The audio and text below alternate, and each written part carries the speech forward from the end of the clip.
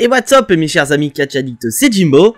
Et aujourd'hui, je vous retrouve pour les résultats du Royal Rumble 2023 qui s'est déroulé la nuit de samedi à dimanche à 2 h du matin sur le WWE Network. Et pour ceux qui n'ont pas vu le Royal Rumble, vous aurez la possibilité de le regarder demain soir sur AB1 à 20 h 55 en compagnie de notre duo de légendes, Philippe Chiro et Christophe Ajus.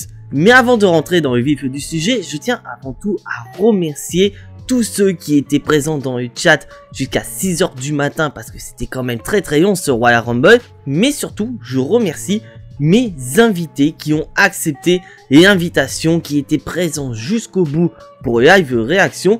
Et je remercie principalement Wiz d'être présent durant le live en tant qu'invité spécial. Et donc pour ceux qui n'ont pas vu ce live réaction, mercredi, vous aurez la rediffusion de ce live sur ma chaîne YouTube. Et donc je vous annonce également que c'était certes la première fois que Wiz était sur ma chaîne, mais ce ne sera certainement pas la dernière. Et bon, sur ce, j'ai assez parlé. Les résultats du Royal Rumble 2023, c'est tout de suite, let's go!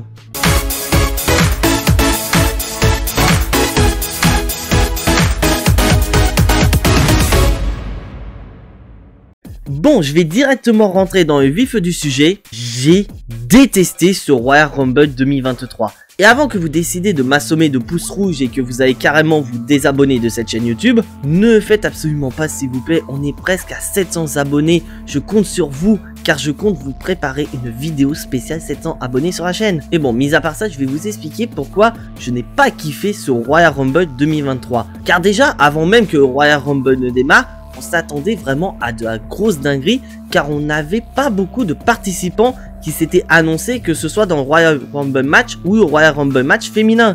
Et WWE a vraiment fait en sorte que notre niveau de hype soit à la ramasse car lors du kick-off, la WWE a annoncé 27 participants pour le Royal Rumble match masculin. Et oui, ça fait pas beaucoup, 27 participants déjà annoncés, ce qui laisse 3 places pour les surprises. C'est vraiment pas ouf cette histoire de WWE. Mais surtout, ce qui nous maintient le plus en haleine, c'est tout ce qui se passe autour de Roman Reigns, Sami Zayn, Kevin Owens. Et d'ailleurs, en parlant de Roman Reigns et Sami Zayn, ces derniers sont présents et Roman Reigns demande des comptes à Sami Zayn car pour rappel, lors du dernier épisode de SmackDown, Sami Zayn ne devait pas être à SmackDown et finalement il était venu, il est intervenu dans le main event opposant Kevin Owens à Solo Sikoa. Donc Roman Reigns veut des comptes pourquoi Sami Zayn a décidé de désobéir au chef tribal.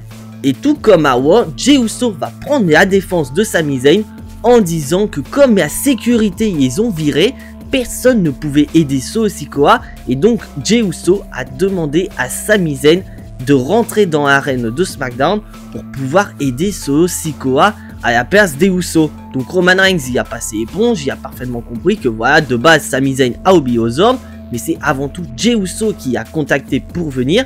Mais Roman Reigns rappelle quand même à Sami Zayn que lors du Royal Rumble, ce sera son ultime test, ce sera à lui de prendre la bonne décision pour rester au sein de la Bloodline.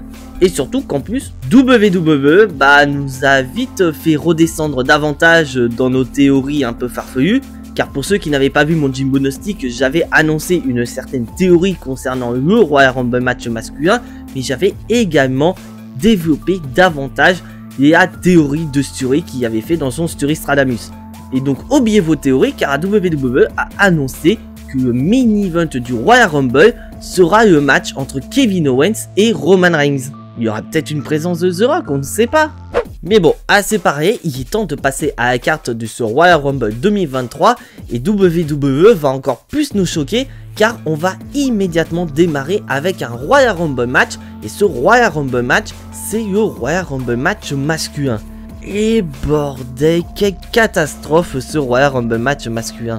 Mais bon, quand je dis c'est une catastrophe, c'est pas une catastrophe monumentale. Dans l'ensemble, ce Royal Rumble match est plutôt bon. Mais le gros problème, c'est les surprises. Putain, on est au Royal Rumble. C'est le show des surprises. Et déjà à partir avec 27 superstars annoncés, ce qui laisse pas beaucoup de place aux surprises.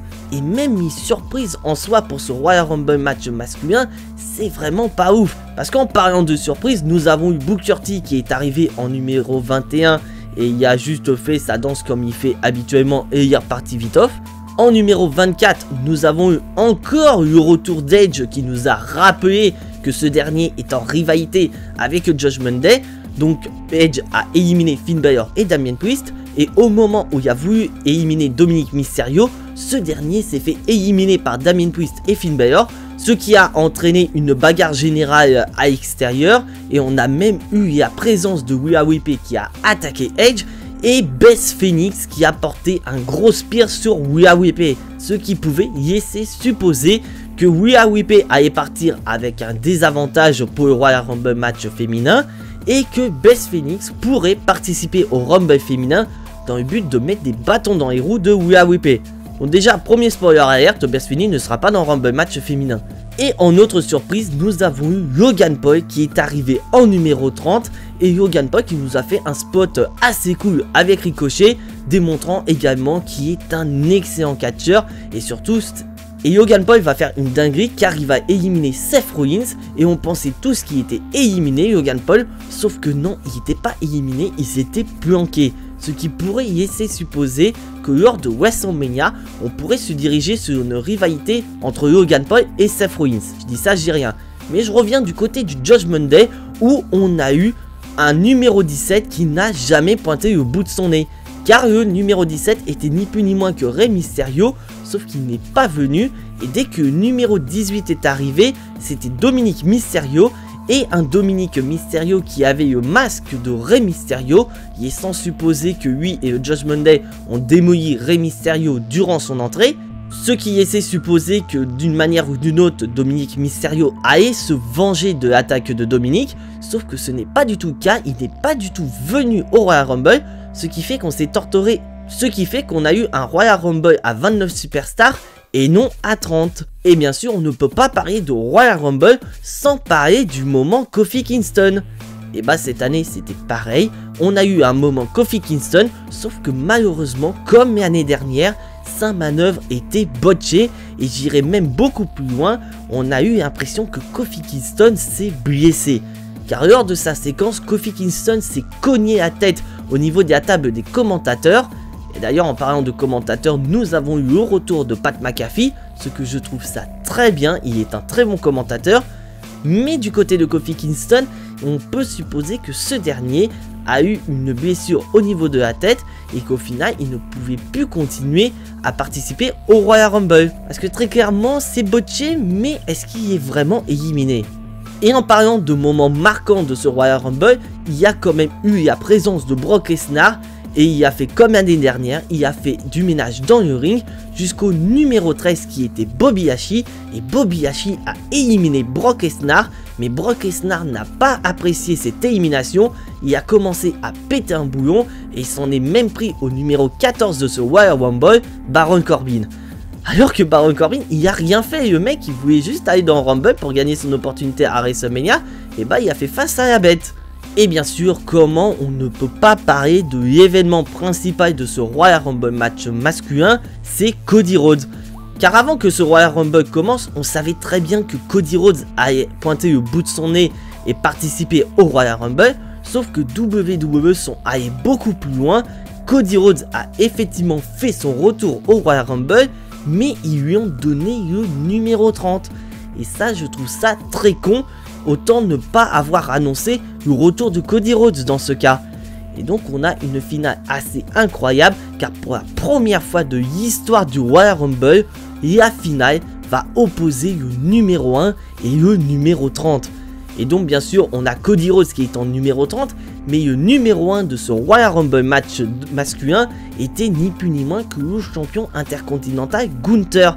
On a eu plusieurs minutes de combat entre les deux et on pouvait imaginer que Gunther allait virer Cody Rhodes et ainsi obtenir sa première opportunité à WrestleMania dès sa première participation au Royal Rumble. Sauf que malheureusement pour Gunther, c'est vraiment Cody Rhodes qui a été mis en avant ces différentes semaines avec les différentes vidéos qu'on a eues à Raw et à SmackDown. Et c'est sans aucune surprise que Cody Rhodes va éliminer Gunther et ainsi remporter le Royal Rumble 2023. Mais quand même une mention honorable à Gunther, car pour sa première participation au Royal Rumble, Gunther a battu un record et ce record c'est le record de longévité pour un participant du Royal Rumble qui à l'époque était détenu par Rey Mysterio.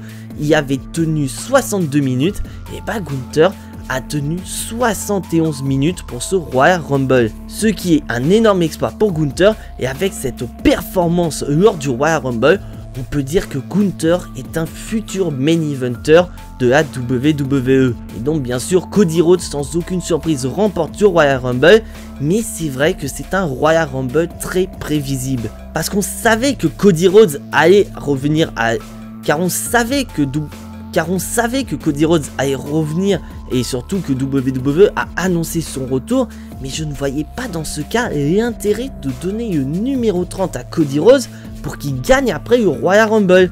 Car pour info, c'est la 5e fois qu'un catcheur remporte le Royal Rumble avec le numéro 30. Nous avons eu l'Undertaker en 2007, John Cena en 2008, on a eu Triple H en 2016, Brock Lesnar l'année dernière et cette année c'est Cody Rhodes. Donc ce qui fait qu'avec la victoire de Cody Rhodes, le numéro 30 devient officiellement le chiffre magique du Royal Rumble. Et pareil pour certaines rivalités qui vont pointer le bout de leur nez du côté de WrestleMania, il est très clair que Bobby Lashley et Brock Lesnar vont rentrer en collision alors qu'on a eu cette image incroyable de Gunther et de Brock Lesnar. Mais apparemment ce plan n'est pas prévu pour WrestleMania, il sera prévu un peu plus tard et ce sera peut-être au SummerSlam. Mais bon, Cody Rhodes remporte le Rumble, c'était certes prévisible, mais d'un autre côté, je préfère mieux avoir un vainqueur tel que Cody Rhodes, alors que l'année dernière, on a eu Brock Lesnar. Cody Rhodes a besoin de ce Royal Rumble, et justement, on peut imaginer que du côté de Raw, ce dernier va continuer à parier comme il a fait avant qu'il soit blessé, c'est de parier de son objectif, un objectif que sa famille n'a jamais fait, c'est de devenir champion du monde et que là il y a son opportunité à WrestleMania.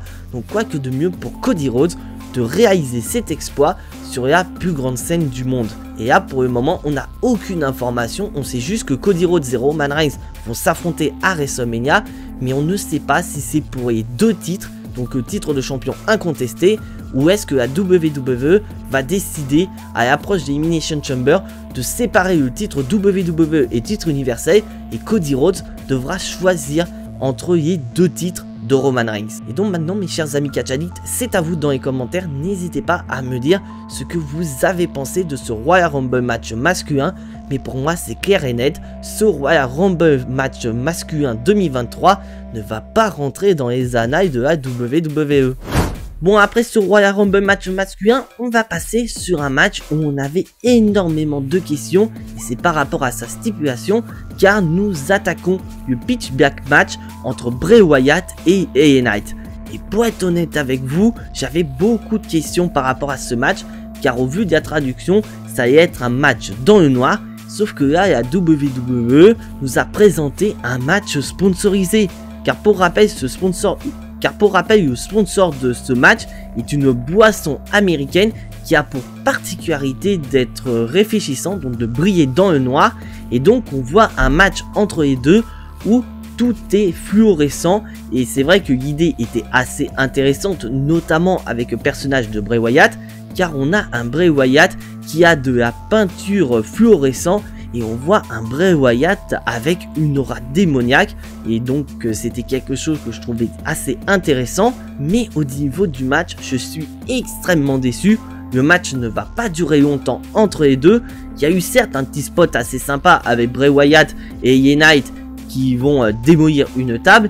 Mais on s'attendait principalement à des interactions du fait que c'est un match qui était censé se dérouler dans le noir. Donc avec potentiellement l'apparition de Don Callis ou pourquoi pas le retour de The Fiend de Bray Wyatt. Sauf qu'il n'y aura rien du tout durant le combat, car Bray Wyatt va remporter le combat très rapidement. Sauf qu'on va avoir rien du tout de cela, car Bray Wyatt va remporter le combat rapidement et surtout facilement face à LA Knight. Mais vraiment ce qui va nous intéresser c'est l'après-match, car après la diffusion du replay, on va avoir un Bray Wyatt avec un nouveau masque. Est-ce qu'on peut supposer le retour d'un nouveau The Fiend de Bray Wyatt? Mais on voit que Bray Wyatt a les mimiques de The Fiend car LA Knight va essayer de lui porter des coups de kendo stick, un kendo stick qui rappelle un sabre laser au vu de la stipulation, sauf que Bray Wyatt ne va rien sentir, il ne va pas vendre un seul coup de kendo stick et il va attraper LA Knight et lui porter le Mandible Claw.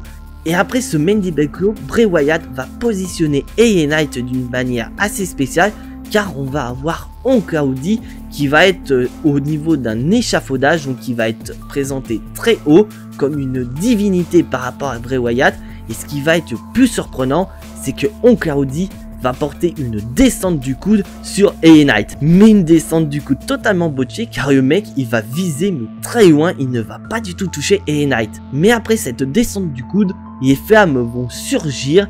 Et surtout, là où Oncle Howdy va sauter, il va y avoir les marionnettes de la Firefly Funhouse qui vont être présentées sous leur forme humanoïde. Donc les mêmes personnages qu'on a eu lors du retour de Bray Wyatt à Extreme Rules. Et ainsi terminer ce match entre LA Knight et Bray Wyatt. Et donc personnellement, c'est un match que j'ai pas trop kiffé. Je trouve que WWE n'a pas trop joué sur la spécificité de ce match et que c'était plus un match sponsorisé comme on a eu ces dernières années à WWE. En parlant de ce type de match, je me rappelle d'un match des bûcherons entre Damien Priest et The Miz, c'était à WrestleMania Backlash au Thunderdome, où la WWE faisait du sponsoring d'un film avec Batista et des zombies, et que les bûcherons étaient ni plus ni moins que des zombies. Et là, on a eu exactement la même chose. C'était un match sponsorisé et je trouve que c'est dégueulasse.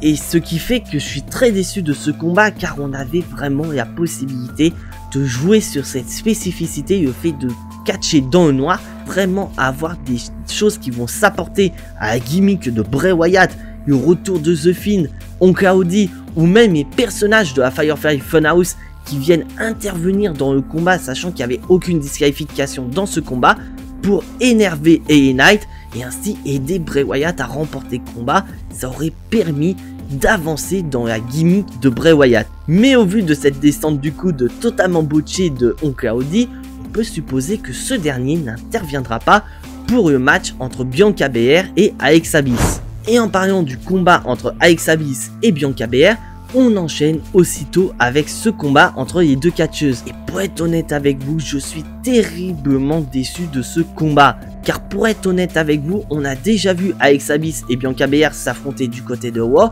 Et c'était de très bons matchs. Mais malheureusement, ce combat est bien inférieur à ce qu'on a connu du côté de Raw. Et surtout, comme on avait toujours cette alchimie entre... Et surtout qu'on s'attendait à une interaction Alexa Bliss, Oncle Howdy, qui aurait pu tenter de posséder Alexa Bliss, et une Alexa Bliss qui pète un câble et qui décide de démolir Bianca Belair, causant pourquoi pas sa disqualification. Et pas malheureusement, on n'a rien eu et Bianca Belair va battre Alexa Bliss rapidement avec un KOD venu de nulle part. Et surtout, ce qui va se produire va arriver, mais ce sera à la fin de match et ce sera vraiment de la fainéantise de la part de la WWE. Je dis vraiment ce que je pense. La WWE a été très fainéante par rapport à ça, car après la défaite d'Alexa Bliss, l'écran va s'éteindre et va diffuser une vidéo qu'on a eue du côté de Raw, c'est-à-dire des extraits de la vie passée d'Alexa Bliss, la période où elle était avec Bray Wyatt, The Fiend et la Firefly Funhouse, incitant Alexa Bliss de rechuter et de redevenir la Alexa Bliss qu'on a connue. Et d'ailleurs, durant la vidéo, Oncle Howdy va envoyer un petit message à Alexa Bliss, mais on va avoir que ça. Et est-ce qu'on peut dire que cette vidéo nous hype sur une possession d'Alexa Bliss dans le futur? Pour être honnête, pas du tout. Je m'attendais à beaucoup mieux. Parce que l'idée d'une Alexa Bliss qui prétend prendre le contrôle d'elle-même, alors qu'en réalité c'est Oncle Howdy qui a contrôle, l'idée est plutôt intéressante. Mais on sent qu'à WWE est feignant dans tout ça. Et ce qui fait que nous avons ce match chaotique entre les deux. Et surtout, ce segment de fin qui montre à quel point WWE est feignante dans ce segment. Mais bon bilan pour Bianca Belair, elle remporte le combat, elle conserve son titre féminin de Raw, surtout qu'elle pourra regarder le Rumble match féminin pour voir qui sera sa potentielle challengeuse du côté de WrestleMania. Et en parlant du Royal Rumble match féminin, on enchaîne aussitôt avec le Rumble féminin, car comme on l'a dit au début de cette vidéo, le main event c'est Roman Reigns contre Kevin Owens, et qu'il ne reste plus que le Rumble féminin avant ce match.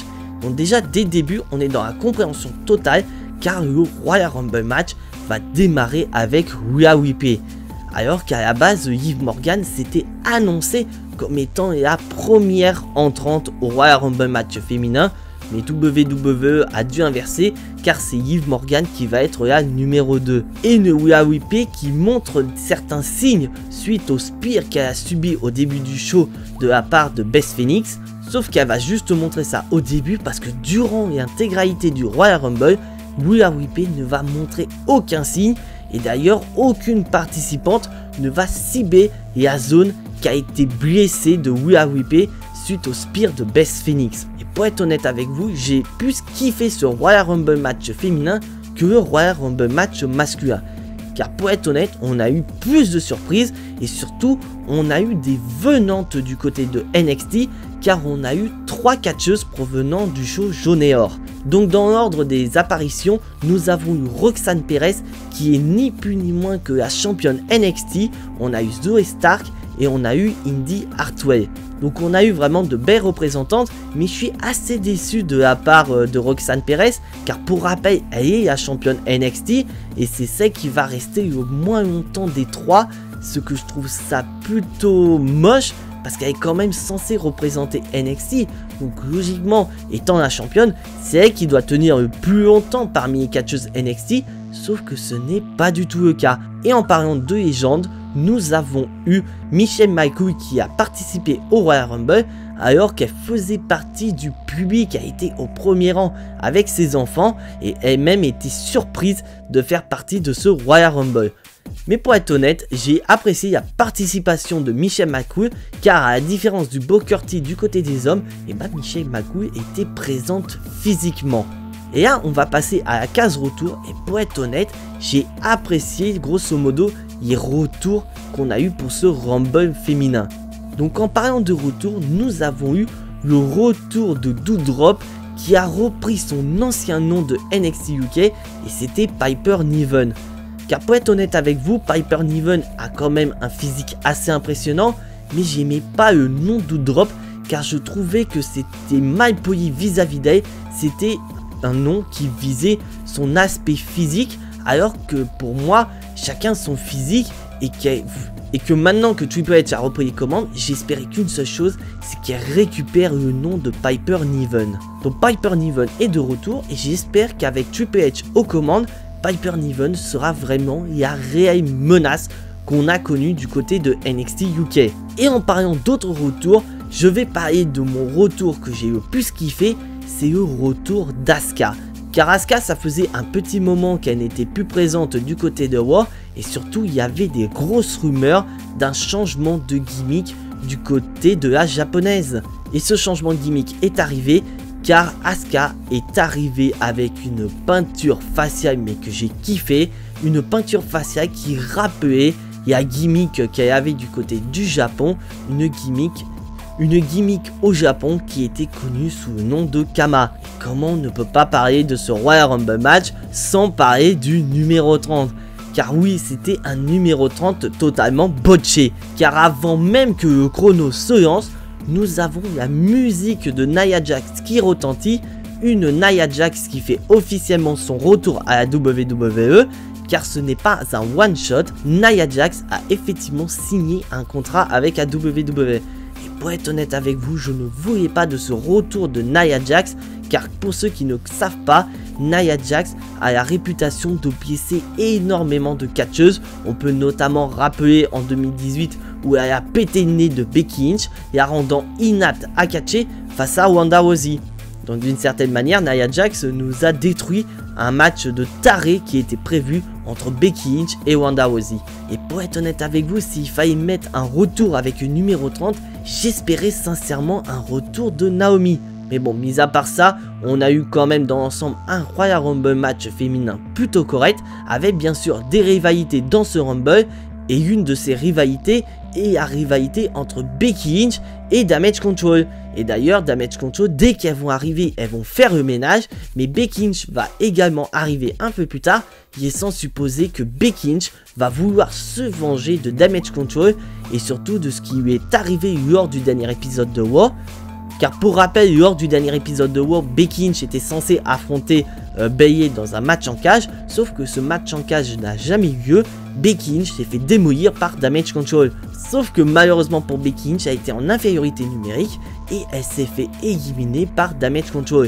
Et bien sûr, un peu plus tard, Damage Control s'est fait également éliminer et surtout, on a eu cette bagarre entre Becky Lynch et Damage Control. Il est sans supposer que cette rivalité est très loin d'être terminée et cette rivalité pourrait peut-être se terminer à WrestleMania. Et pour être honnête avec vous, mes chers amis Catch Addict, un match entre Bayley et Becky Lynch à WrestleMania, c'est vraiment une superbe carte. Mais bon, on va parler de WrestleMania un peu plus tard, on est quand même au Royal Rumble. Et bien sûr, pour ce Royal Rumble, on a eu quand même des moments assez drôles, notamment avec Zelina Vega, qui était habillé en personnage de Street Fighter, car pour rappel mes chers amis Catch Addict, Street Fighter 6 va bientôt sortir chez nous en France, et donc Zelina Vega était habillée en personnage de Street Fighter, et j'ai bien aimé son interaction avec Ziai, qui était plus ou moins habillé en personnage de Mortal Kombat, et on a eu cette pause entre les deux au niveau de l'extérieur du ring où elles étaient pratiquement en train de où elles étaient presque éliminées, rappelant des poses de personnages de jeux de combat. Mais bon, on va quand même rentrer dans le plus sérieux et on va rentrer dans le trio final. Et pour ce Royal Rumble match féminin, le trio final est composé de Rhea Ripley, Liv Morgan et d'Asuka. Et au tournant de ce match, c'est quand Asuka va vouloir porter son Poison Mist sur Rhea Ripley, sauf que Rhea Ripley va esquiver et c'est Liv Morgan qui va prendre le Poison Mist d'Asuka et Asuka va se faire éliminer par Rhea Ripley. Et donc on est avec le duo final, et ce duo final c'est à numéro 1 et à numéro 2, Liv Morgan et Rhea Ripley. Sauf que pour Liv Morgan, elle vient de se prendre le Poison Mist il y a de ça quelques secondes, donc elle est aveuglée. Rhea Ripley a l'avantage sur elle, et c'est sans aucune surprise que Rhea Ripley va éliminer Liv Morgan et remporter ainsi le Royal Rumble match 2023 du côté des femmes. Et ce qui fait que pour la première fois de l'histoire, nous avons la numéro 1 qui remporte le Rumble. Car pour rappel, la gagnante du Royal Rumble qui avait le numéro le plus bas à l'époque, c'était Bianca Belair en 2021. Elle avait remporté le Royal Rumble avec le numéro 3. Donc c'est sans aucune surprise également, mais d'un autre côté, je suis assez content que Rhea Ripley remporte le Royal Rumble. Elle le mérite au vu de ce qui se passe en ce moment avec Judgment Day, et c'était sans aucune logique qu'elle gagne, et c'était sans aucune surprise qu'elle gagne. Car du côté du roster féminin, il y avait personne qui pouvait remporter le Rumble à pareil.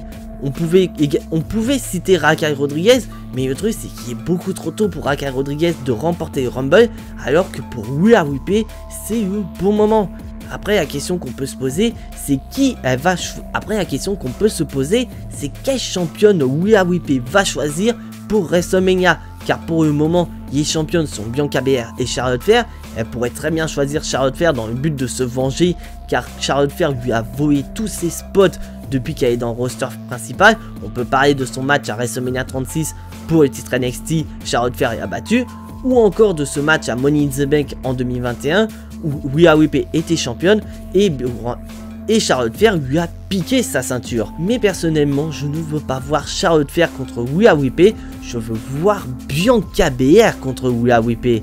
Car c'est une rivalité qu'on est censé avoir depuis pas mal de temps à la WWE, et c'est vrai que ce serait très intéressant d'avoir une Bianca Belair qui arrive pour la première fois de sa carrière en tant que championne à WrestleMania, et d'une Rhea Ripley qui veut dominer le roster féminin du côté de Raw. Et de plus, ça pourrait être assez intéressant d'avoir en parallèle le Judgment Day qui vont être montés en puissance avec, pourquoi pas, le Judgment Day champion par équipe avec Damien Priest et Dominic Mysterio, et pourquoi pas Finn Balor, futur champion des États-Unis, voire même futur champion du monde, pour avoir le Judgment Day au sommet.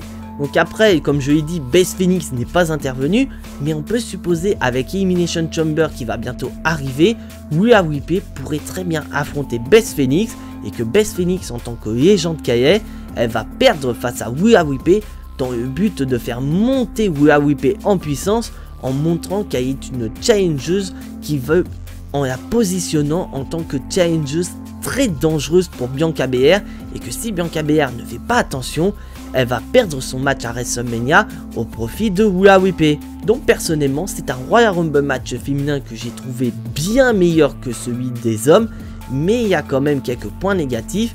Et c'est vrai qu'aussi, je n'ai pas parlé de ce fait marquant, nous avons eu le retour de Jessie Green. Et c'est vrai que Jessie Green faisait partie des retours potentiels au Royal Rumble, car cette dernière avait signé un contrat à la WWE et la WWE n'avait aucune utilité pour elle pour le moment. Et bah cette utilité est arrivée car Jessie Green va à peine arriver et aussitôt se faire éliminer par Rhea Ripley. Et donc grâce à ça, Jessie Green devient la femme avec la durée de vie la plus courte pour un Royal Rumble. C'est pas ce genre de record que tu as envie d'avoir, n'est-ce pas Santino? Et ensuite, mes chers amis catch addicts, il est temps de passer au main event de ce Royal Rumble, le match entre Kevin Owens et Roman Reigns pour les titres universels incontestés de la WWE. Et pour rappel, mes chers amis catch addicts, Sami Zayn est le seul à accompagner Roman Reigns lors de son entrée. Car pour rappel, c'est lors de ce match que Sami Zayn va devoir mettre sa fidélité envers la Bloodline en jeu et ainsi prendre la bonne décision dans le but d'aider Roman Reigns à repartir du Royal Rumble en tant que champion. Et en parlant du match entre Kevin Owens et Roman Reigns, c'est un très bon match entre les deux où vraiment Kevin Owens y est motivé par une seule chose, c'est de libérer les titres incontestés qui sont pris en otage par Roman Reigns depuis plus de 2 ans. Et surtout, on a cette aura autour de ce combat qui est de savoir comment Sami Zayn va intervenir et quelles conséquences l'intervention de Sami Zayn aura lors de ce match. Est-ce que Sami Zayn va faire une intervention qui va aider Roman Reigns ou est-ce que son intervention va se retourner contre le chef tribal et ça va profiter à Kevin Owens et ce dernier deviendra champion sans le vouloir grâce à son ancien meilleur ami. Et cette intervention va arriver très vite car à un moment donné, il n'y aura plus d'arbitre dans le combat et donc Roman Reigns va en profiter pour porter un coup dans les bouilles papa de Kevin Owens et Roman Reigns va demander à Sami Zayn de lui apporter une chaise. Donc Sami Zayn va avoir du mal à trouver une chaise, mais au moment où il va trouver la chaise, il va se mettre à hésiter pendant plusieurs secondes et ça va pas plaire à son chef tribal. Sauf que ces minutes d'hésitation vont être profitables pour Kevin Owens car cela va lui permettre de revenir dans le match et de porter un stunner sur Roman Reigns pour tenter de remporter le combat. Et là Roman Reigns commence à s'énerver, il veut démolir Kevin Owens et tout ça va se dérouler à l'extérieur du ring. Et d'ailleurs on a cette séquence à l'extérieur du ring où Sami Zayn va donner conseil à Kevin Owens et ce conseil c'est de ne pas se relever, c'est d'abandonner. Sauf que Kevin Owens c'est le prize fighter donc il veut se battre et donc il va continuer le combat et Roman Reigns va littéralement le démolir au niveau des escaliers en acier. Et c'est vrai que c'est une séquence qui m'a fait énormément peur car la tête et la nuque de Kevin Owens retombent très mal sur les escaliers en acier et on voit que Sami Zayn commence à avoir peur pour son ancien meilleur ami, laissant supposer que Sami Zayn va intervenir durant le combat. Sauf que non, et le match va se terminer avec Roman Reigns qui va porter un spear sur Kevin Owens pour le compte de 3. Donc Roman Reigns remporte le combat et ainsi conserve son titre incontesté, se dirigeant vers WrestleMania pour affronter pourquoi pas Cody Rhodes pour les 2 titres, voire pour l'un des 2 titres. Et là, on est obligé de parler de l'après-match de ce combat qui est tout simplement légendaire. Je n'ai pas d'autres mots à dire. Très clairement, c'est le meilleur après-match que j'ai vu depuis que je suis un catch addict. Car après le combat, Roman Reigns et Sami Zayn sont rejoints par les autres membres de la Bloodline, c'est-à-dire les Usos et Solo Sikoa. Et Jey Uso, en pensant que Sami Zayn a réussi le test de Roman Reigns, va le décorer avec un collier de fleurs en le nommant ainsi Sami Uso. Sauf que Roman Reigns va l'arrêter, il n'est pas du tout d'accord et il annonce que le vrai test de Sami Zayn c'est tout de suite. Et pour ce test, Roman Reigns va ordonner à chaque membre de la Bloodline de démolir Kevin Owens sous les yeux de Sami Zayn.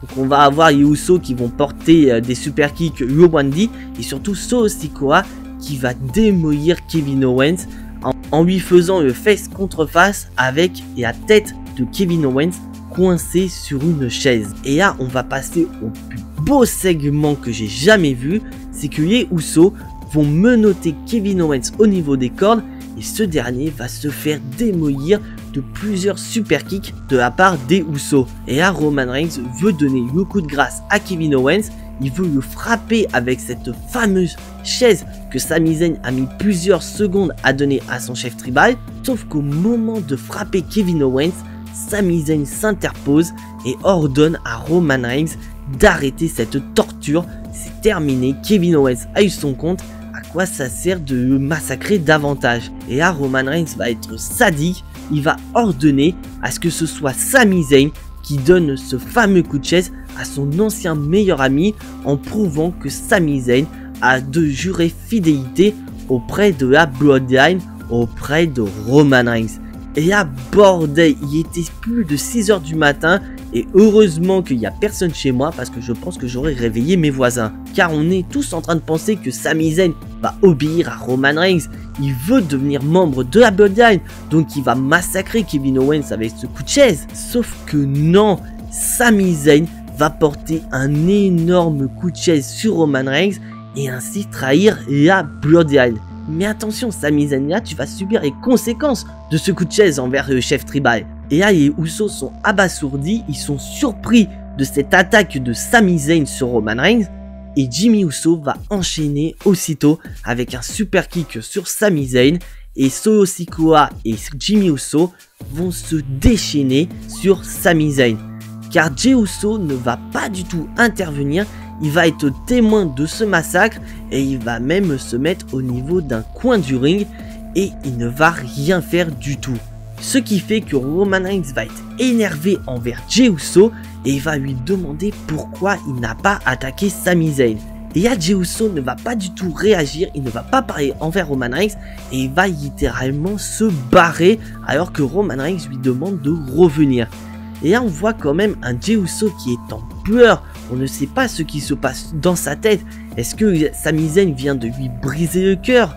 Lui, Jey Uso, qui était le premier à refuser Sami Zayn au sein de la Bloodline et qui est finalement devenu son frère, son ami, qui n'a pas hésité à se rebeller contre Roman Reigns lors du dernier épisode de Raw en défendant Sami Zayn durant son jugement. Et pour être honnête avec vous, c'est un putain de segment, c'est le meilleur segment que j'ai jamais vu depuis que je suis du catch.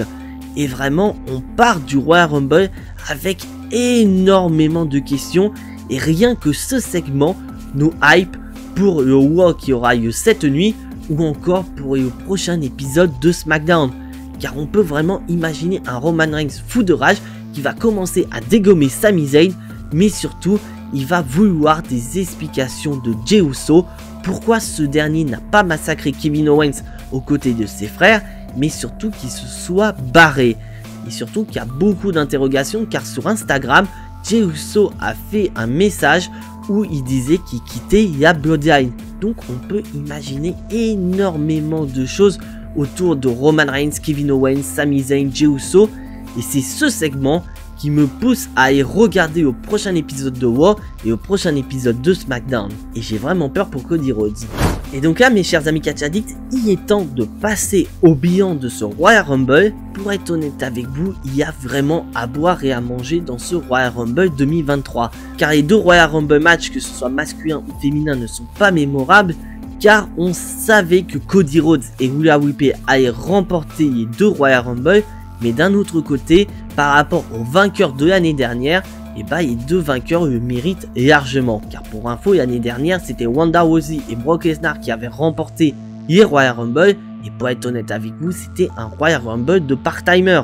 Et là, c'est vraiment deux catcheurs qui en avaient besoin. Après, du côté de Cody Rhodes, je trouve que sa victoire est déjà, certes, très prévisible. Mais je trouve que la WWE se sont mal débrouillés avec la victoire de Cody Rhodes. Car pour rappel, ils ont annoncé le retour de Cody Rhodes. Et surtout qu'ils lui ont donné le numéro 30. J'aurais aimé, quitte à ce qu'ils donnent le numéro 30 à Cody Rhodes, ils ne l'annoncent pas dans le Royal Rumble, qui est ce suspense jusqu'au bout. Car avec l'annonce de Cody Rhodes au Royal Rumble, on laissait supposer que l'arrivée de Cody Rhodes qui était annoncée par la WWE n'était juste un écran de fumée et qu'on allait avoir une autre grosse surprise pour le Royal Rumble, peut-être un retour de Stone Cold Steve Austin ou encore de The Rock en numéro 30, Mais Cody Rhodes est arrivé en numéro 30, ce qui fait qu'on n'a pas eu ce type de surprise. Et du côté de Rhea Ripley, c'est historique, certes, elle remporte le Royal Rumble avec le numéro 1, sauf que le problème, c'est que la WWE n'a pas vendu le Spear de Beth Phoenix jusqu'au bout, et donc aucune catcheuse n'a attaqué les côtes de Rhea Ripley qui ont été touchées par le Spear de Beth Phoenix, et puis même on n'a pas eu Beth Phoenix qui a participé au Royal Rumble, et donc on n'a pas eu ce segment où Beth Phoenix veut se venger de Rhea Ripley dans le Royal Rumble, et qu'au final Rhea Ripley est beaucoup trop forte pour Beth Phoenix, et elle finit par y éliminer. Bon, après, comme j'ai dit, on peut supposer que Beth Phoenix et Rhea Ripley vont se croiser à Elimination Chamber dans le but de construire Rhea Ripley en tant que challengeuse très dangereuse pour Bianca Belair. Et bien sûr, on ne peut pas parler du Royal Rumble 2023 sans ce qui s'est passé dans le main event. Et pour être honnête avec vous, ce qui s'est passé dans le main event rattrape une grosse partie de ce Royal Rumble 2023. Pour être honnête avec vous, bien que Cody Rhodes a remporté le Royal Rumble et qui est officiellement le challenger numéro 1 au titre de Roman Reigns, j'ai bien peur que Cody Rhodes soit en second plan. Parce que pour être honnête avec vous, quand on a vu Sami Zayn trahir Roman Reigns et faire un face turn, c'est très clairement Sami Zayn qu'on veut voir à WrestleMania pour affronter Roman Reigns. Donc après, comme je l'ai dit, on ne sait pas pour le moment quels sont les plans pour Roman Reigns à WrestleMania. Est-ce qu'il n'aura qu'un seul challenger et qu'il n'y aura qu'un seul match pour lui, ou est-ce qu'il va défendre chacun de ses titres à WrestleMania, laissant la possibilité à Cody Rhodes d'affronter Roman Reigns soit pour le titre de WWE, soit pour le titre de champion universel, et comme ça on pourrait se diriger sur un Sami Zayn contre Roman Reigns pour le titre restant à WrestleMania. Pour être honnête, tout ce qui se passe autour de Sami Zayn, Roman Reigns, Bloodline est beaucoup trop importante, et donc pour moi je ne veux pas que Roman Reigns et Sami Zayn s'affrontent à Elimination Chamber. Ils doivent s'affronter à WrestleMania. Mais après, bien sûr, il y a Elimination Chamber, donc comment on peut faire en sorte de donner plus de hype dans cette rivalité? Et bah, on peut le faire par le biais d'un match 3 contre 3, où d'un côté, Roman Reigns, Solo Sikoa et Jimmy Uso affrontent Sami Zayn, Kevin Owens et Jey Uso. Car certes, les Uso, dont Jimmy et Jey sont champions par équipe, mais au vu de ce qui s'est passé avec Jey Uso, on peut imaginer que Solo Sikoa prenne la place de Jey pour aider Jimmy Uso à défendre les titres dans le futur. Car lors du prochain épisode de SmackDown, on aura cette finale de tournoi entre Braun Strowman et Ricochet contre Imperium, et l'équipe vainqueur affrontera donc les Uso pour les titres de SmackDown. Donc on peut imaginer pas mal de trucs. Et comme je l'ai dit, c'est ce qui s'est passé dans le main event qui va me pousser à regarder Raw, à regarder SmackDown cette semaine pour savoir comment ça va évoluer au sein de la Bloodline et autour de Roman Reigns, Sami Zayn, Kevin Owens. Donc là on va passer à la note du Royal Rumble 2023, et c'est vrai que j'ai pas mis de note pour chaque match. Je vais englober ce Royal Rumble 2023, et pour être honnête, comme je l'ai dit, il y a à boire et à manger dans ce pay-per-view, et qu'il y a vraiment tout ce qui s'est passé autour du main event qui rattrape ce Royal Rumble qui était pour moi une véritable catastrophe. Mais malheureusement ce qui s'est passé dans le main event ne peut pas rattraper tout ce qui s'est passé au Royal Rumble. C'est pour ça que je suis dans l'obligation de lui mettre la note de 6 sur 10. Après, très clairement, si on n'aurait pas eu ce qui s'est passé dans le main event, c'est sûr que ce pay-per-view aurait eu une note très faible. Et surtout qu'on peut remercier ce qui s'est passé dans le main event, car c'est ce qui s'est passé dans le main event qui permet au Royal Rumble 2023 d'avoir une meilleure note. Et donc mes chers amis catch addicts, c'est à vous, n'hésitez pas à me dire dans les commentaires quelle est la note que vous allez mettre pour le Royal Rumble, et surtout n'hésitez pas à me dire les notes que vous pourriez donner pour chaque match du pay-per-view. Mais pour être honnête avec vous, ce Royal Rumble 2023 est facilement oubliable. Et donc voilà mes chers amis catch addicts, c'est tout pour ce Royal Rumble 2023, et je m'adresse à ce cher ami catch addict qui n'est toujours pas abonné à cette chaîne YouTube. Je t'invite à cliquer sur le bouton abonner, c'est entièrement gratuit et ça soutiendra la chaîne, et on se rapproche petit à petit des 700 abonnés sur la chaîne. Et si on atteint les 700 abonnés avant la fin de la semaine, préparerai pour la première fois sur la chaîne une vidéo FAQ. Donc si vous voulez cette vidéo FAQ, Donc il ne vous reste plus qu'une seule chose à faire, c'est de vous abonner à cette chaîne YouTube. Et bien sûr, je vous laisse lâcher votre plus gros pouce bleu qui fait également plaisir à la chaîne.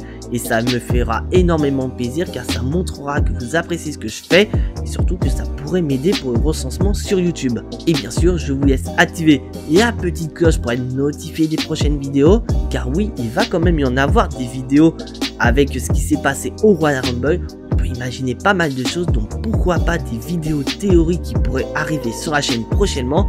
Et donc activer la petite cloche te permettra d'être notifié de la publication de ces vidéos. Et en parlant de vidéos, on se retrouve demain pour le Raw Post Royal Rumble. Mais en attendant, soyez tous très fiers d'être des catch addicts. C'était Jimbo et à la prochaine.